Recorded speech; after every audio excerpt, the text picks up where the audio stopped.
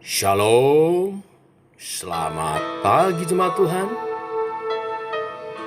Berjumpa kembali dalam Doa Pagi Online. Ku tetap cinta, ku tetap setia.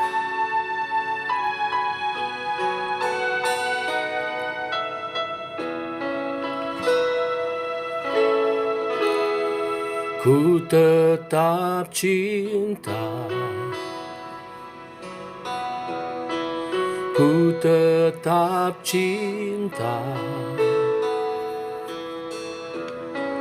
walau badai datang menerpa.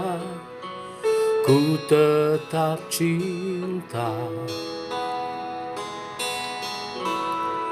ku tetap setia, ku tetap setia, walau taufan datang menerpa. Ku tetap setia. Terlalu banyak yang Tuhan telah beri, takkan mungkin ku balas dari apa yang ku miliki. Ku persembahkan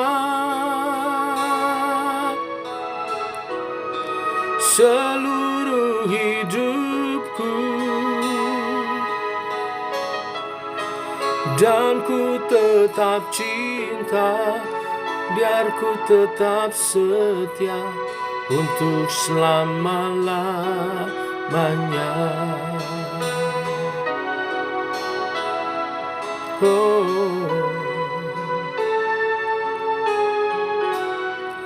Ku tetap cinta, ku tetap cinta,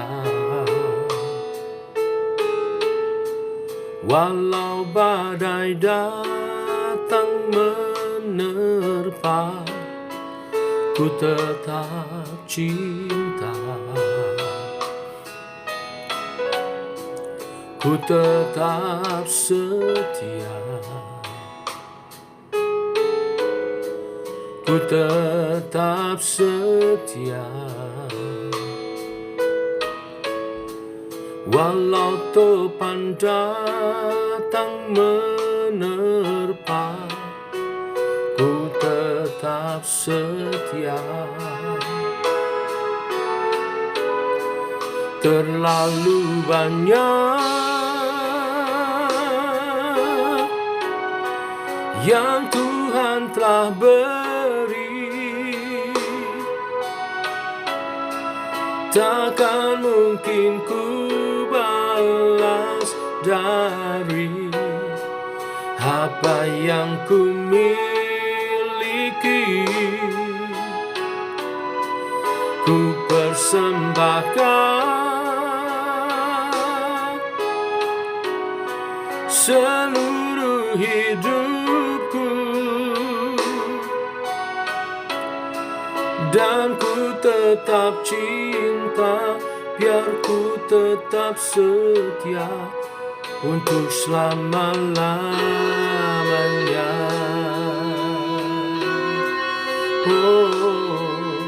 Ku tetap cinta, ku tetap setia padamu Tuhan.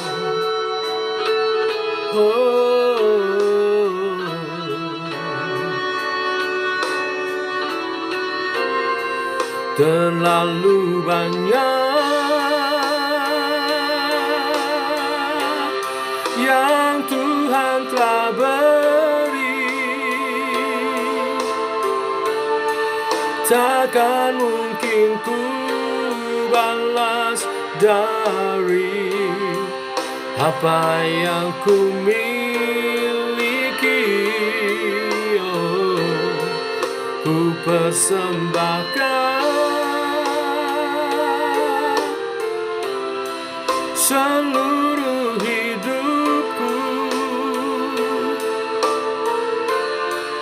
dan ku tetap cinta, biar ku tetap setia untuk selama-lamanya. Dan ku tetap cinta, biar ku tetap setia untuk selama-lamanya. Dan ku tetap cinta, biar ku tetap setia untuk selama-lamanya. Oh.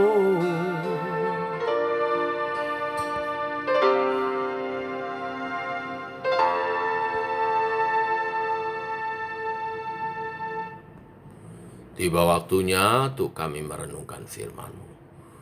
Firman-Mu adalah suluh dan terang bagi jalan kami. Berfirman Tuhan, kami rindu mendengarnya. Dalam nama Tuhan Yesus Kristus. Amin. Bapak Ibu, kita lanjutkan renungan firman pada pagi hari ini. 2 Tawarikh pasal yang ke-27 ayat 1 sampai dengan yang ke-9. Demikian firman Tuhan. Yotam berumur 25 tahun pada waktu ia menjadi raja, dan 16 tahun lamanya ia memerintah di Yerusalem. Nama ibunya ialah Yerusa, anak Sadok. Ia melakukan apa yang benar di mata Tuhan, tepat seperti yang dilakukan Uzia, ayahnya, hanya ia tidak memasuki bait Tuhan. Tetapi rakyat masih saja melakukan hal yang merusak.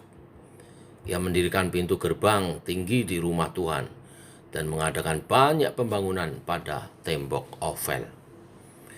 Ia mendirikan juga kota-kota di pegunungan Yehuda dan benteng-benteng serta menara-menara di hutan-hutan. Ia berperang melawan Raja Bani Amon dan mengalahkannya, sehingga pada tahun itu juga Bani Amon membayar kepadanya 100 talenta perak, 10.000 kor gandum, dan 10.000 kor jelai. Juga pada tahun kedua dan ketiga Bani Amon membawa upeti itu kepadanya. Yotam menjadi kuat karena ia mengarahkan hidupnya kepada Tuhan Allahnya. Selebihnya dari riwayat Yotam, segala peperangan dan tingkah langkahnya, sesungguhnya semuanya itu tertulis dalam kitab Raja-Raja Israel dan Yehuda. Ia berumur 25 tahun pada waktu ia menjadi raja, dan 16 tahun lamanya ia memerintah di Yerusalem. Kemudian Yotam mendapat perhentian bersama-sama nenek moyangnya, dan ia dikuburkan di kota Daud. Maka Ahaz anaknya menjadi raja menggantikan dia. Sampai di sini pembacaan firman Tuhan. Bapak Ibu, Yotam adalah raja Yehuda yang ke-11. Namanya berarti Tuhan adalah sempurna.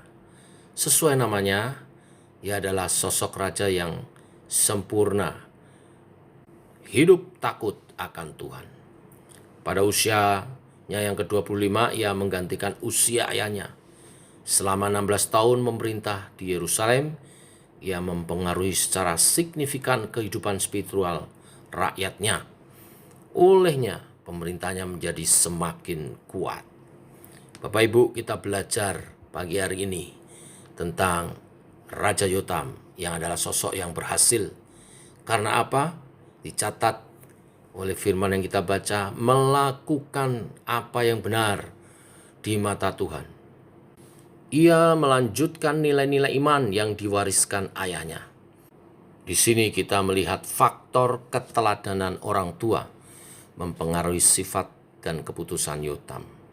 Yang menarik, dicatat di perikop yang kita baca tadi, bahwa Yotam tidak hanya belajar dari kebaikan iman Raja Uzia ayahnya, tetapi dia juga belajar dari kesalahan ayahnya, di mana ia tidak mencemari kekudusan bait Tuhan seperti yang dilakukan ayahnya.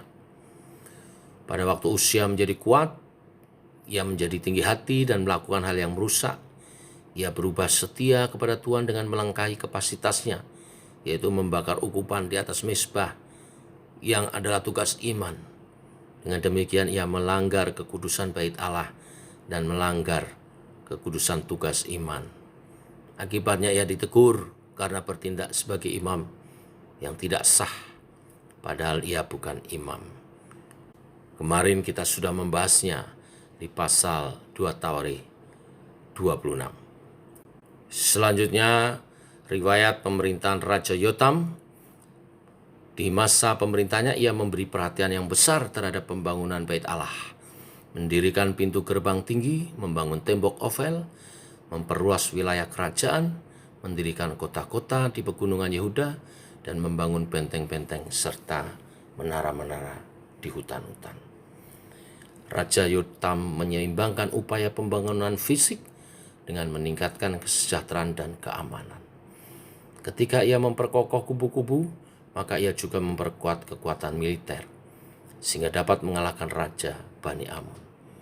Olehnya selama 3 tahun, Bani Amon membawa upeti kepadanya, berupa 100 talenta perak, 10.000 kur gandum, 10.000 kur jelai. Hal ini mengindikasikan kesejahteraan dan keamanan rakyat yang dipimpinnya.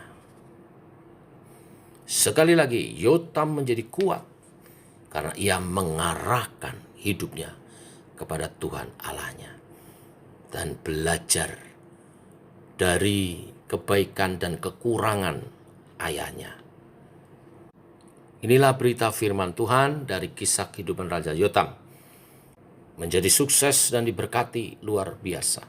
2 hal kunci kesuksesan Raja Yotam. Yang pertama, mengarahkan hidupnya kepada Tuhan. Dan yang kedua, dia mau belajar terus-menerus. Baik belajar dari hal yang baik untuk ditingkatkan, dan belajar dari hal yang buruk untuk tidak dilakukan dan diperbaiki. Sehingga ia meraih kesuksesan luar biasa. Inilah berita firman hari ini. Kunci sukses, mengarahkan hidup kepada Tuhan, dan terus belajar. Tuhan memberkati. Mari kita berdoa. Bapa dalam surga, dalam nama Tuhan Yesus, kami datang kepadamu.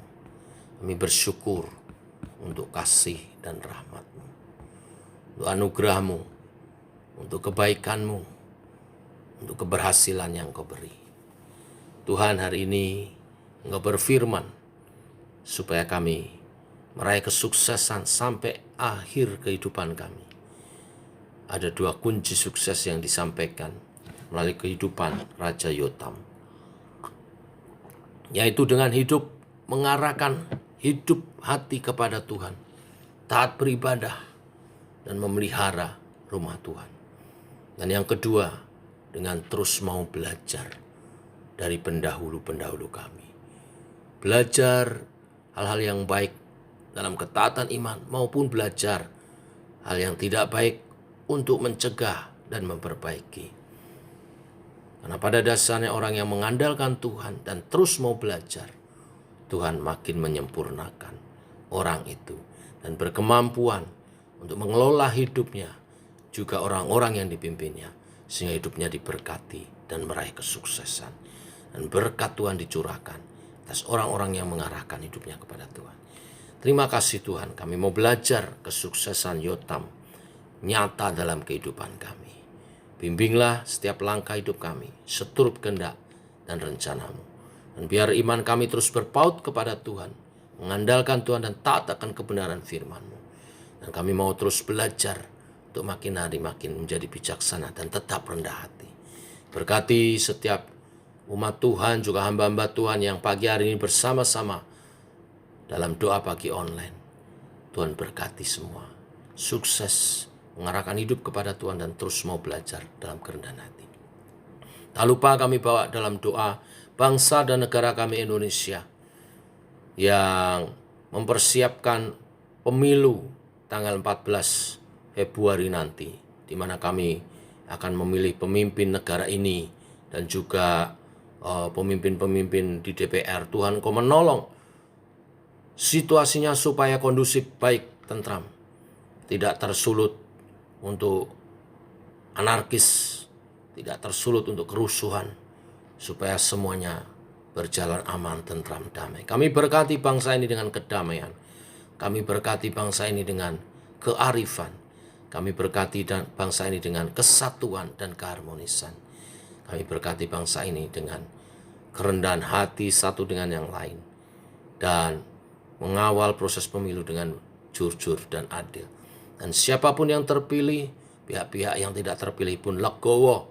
Tuhan beri kesabaran, Tuhan beri pengendalian diri, sehingga negara ini menjadi lebih baik. Kami terus berdoa memberkati negara ini. Dalam nama Tuhan Yesus kami berdoa. Amin. Demikian saudara, doa pagi kita. Terus semangat dan terus berdoa buat NKRI. Tuhan memberkati. Shalom.